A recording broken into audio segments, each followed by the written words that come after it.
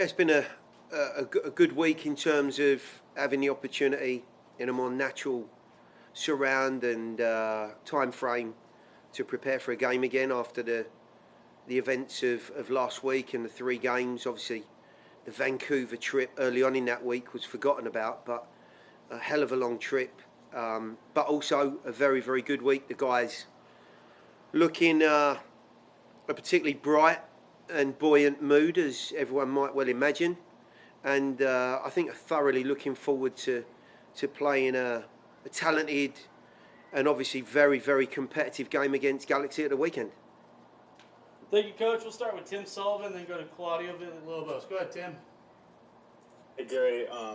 Continued health updates here. What's the latest on especially Ake? He's had his first real look at activity this week. I'll make a decision tomorrow as to whether or not he'll be in the 20, but he's getting very, very close to it now, or certainly being available for that. So yeah, I mean, we're currently in, I don't want to sort of tempt fate here, but we're in as good a shape as we've been for a long time in terms of bodies being healthy. Go ahead, Claudio. Thank you, Matt. Gary, as the team is riding this high wave of good results, good performances, especially by some individuals, how hard is it becoming for you to actually come up with the 11th now that everybody seems to be motivated to play? Yeah, a lot more difficult for sure. If you look at the way that the group was rotated last week because of 3 games in a short period of time, it certainly gave me a lot more scope to be moving players and asking, individuals to get a job done or to be part of whatever that competitive group was. Yes, really challenging. There's a lot of good form. There's a lot of confidence. There are a lot of players that are unhappy and disappointed when they're not in and around the starting 11 now, and rightly so. But that breeds competition.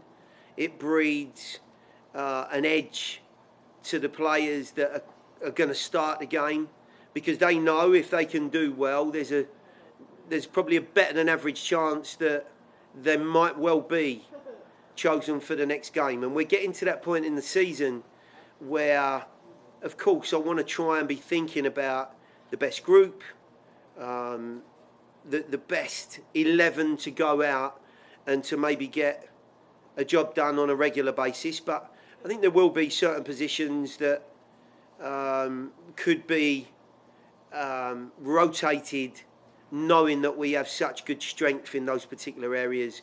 Obviously, the midfield being one of them. Thank you, Coach. We'll swing it back over to Tim Sullivan. Go ahead, Tim. Hey, Gary, when you look back to the previous game against LA Galaxy, what lessons do you take from that game that you can use to find success this weekend? I mean, if I cast my mind back, it was the 8th game on a marathon road stint that we'd had.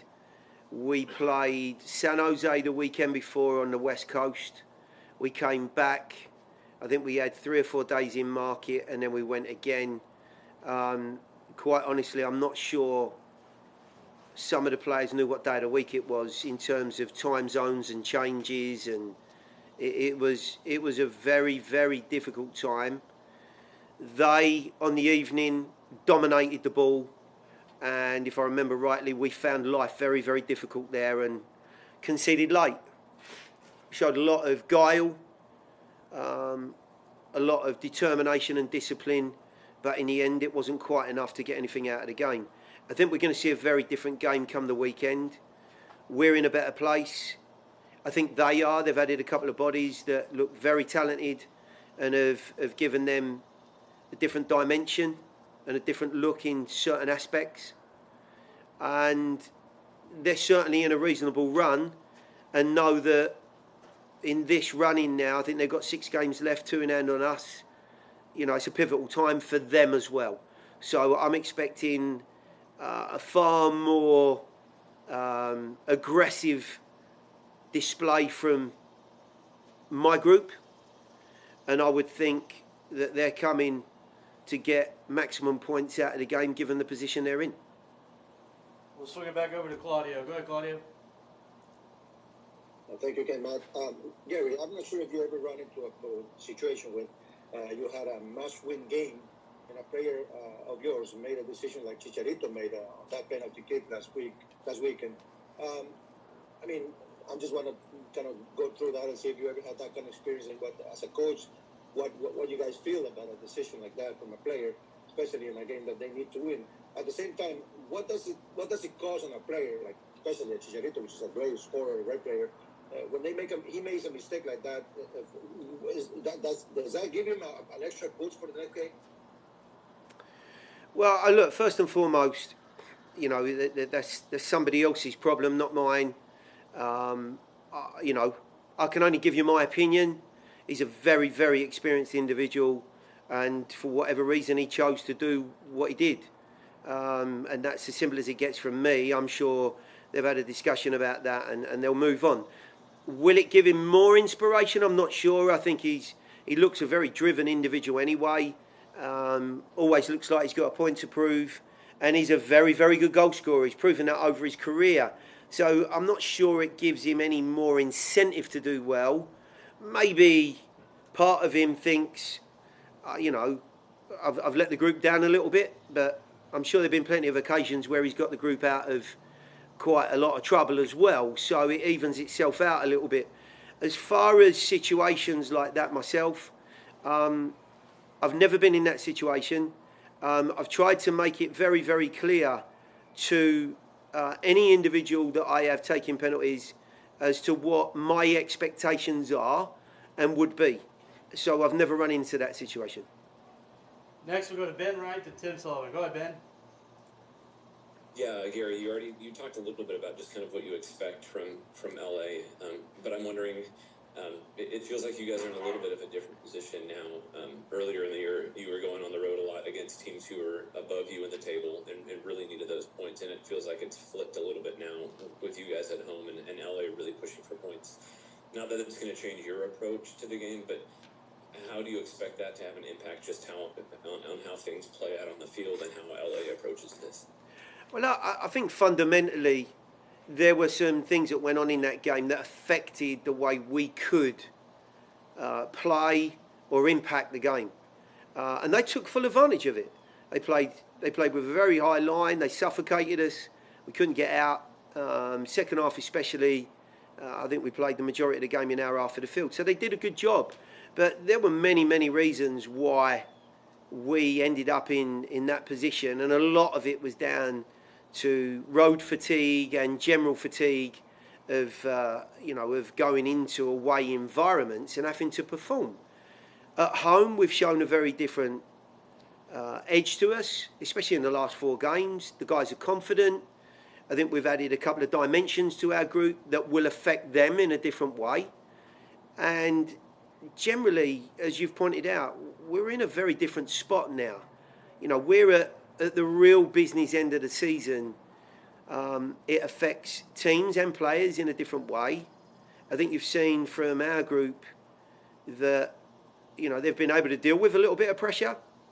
They've been able to turn results their way in some of the most difficult of circumstances, especially with some tough performances at home.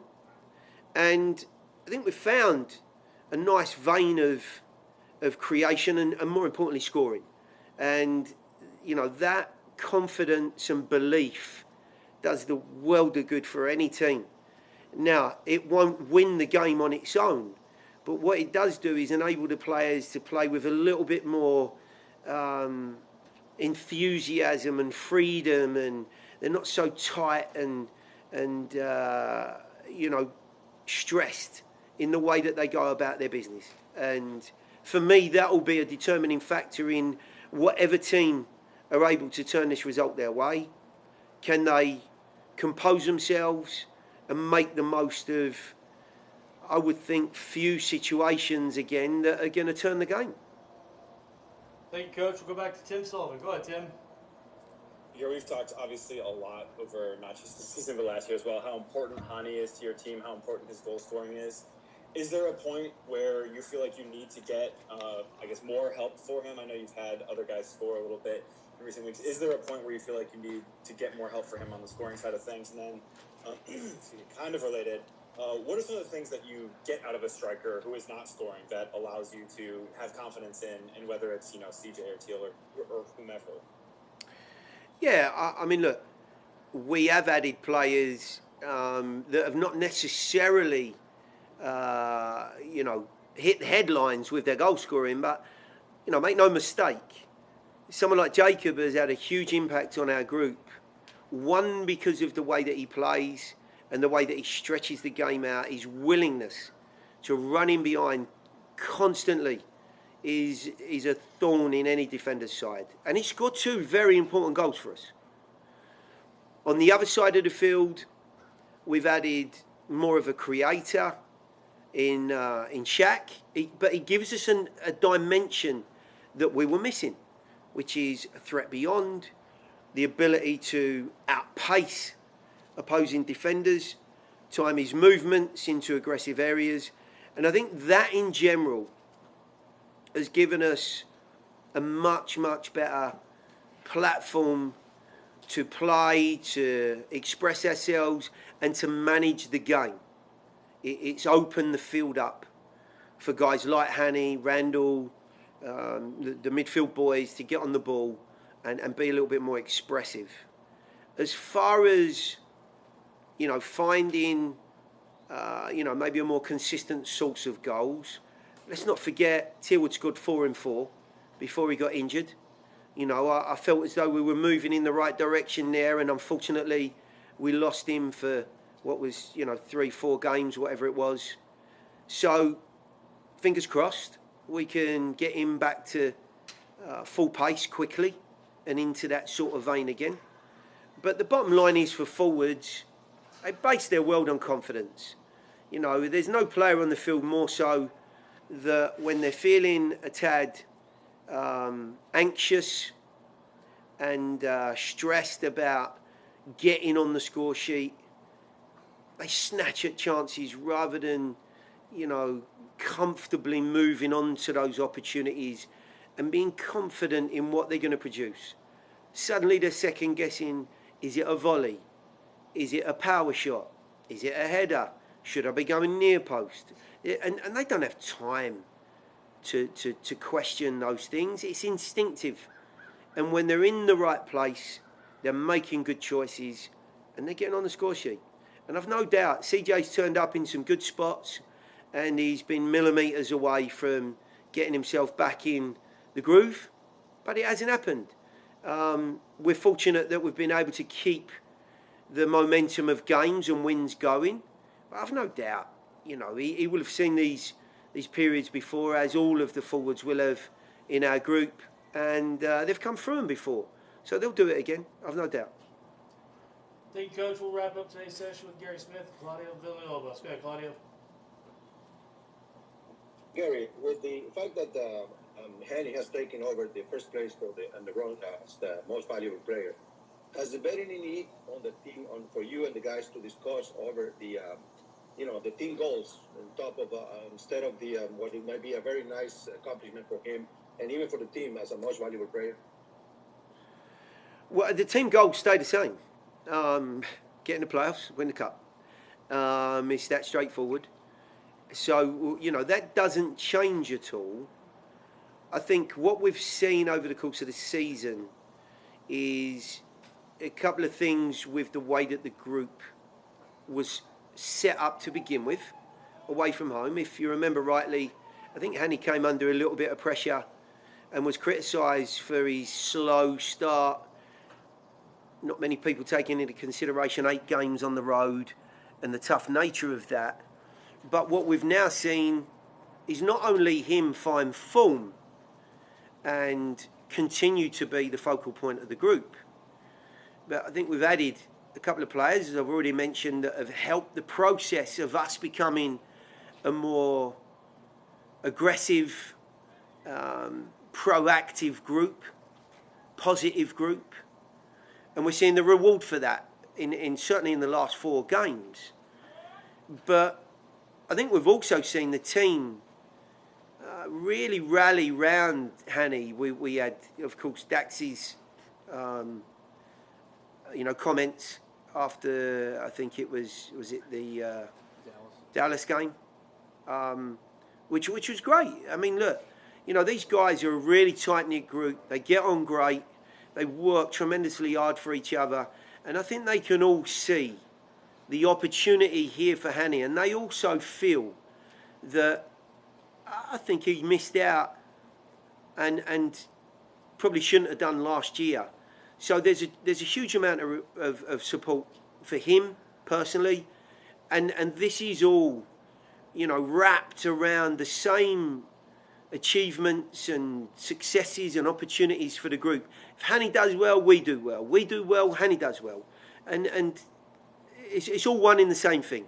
Everyone's in support of each other, and hopefully that really pushes us towards where we want to be, which is above the line and competing for silverware again.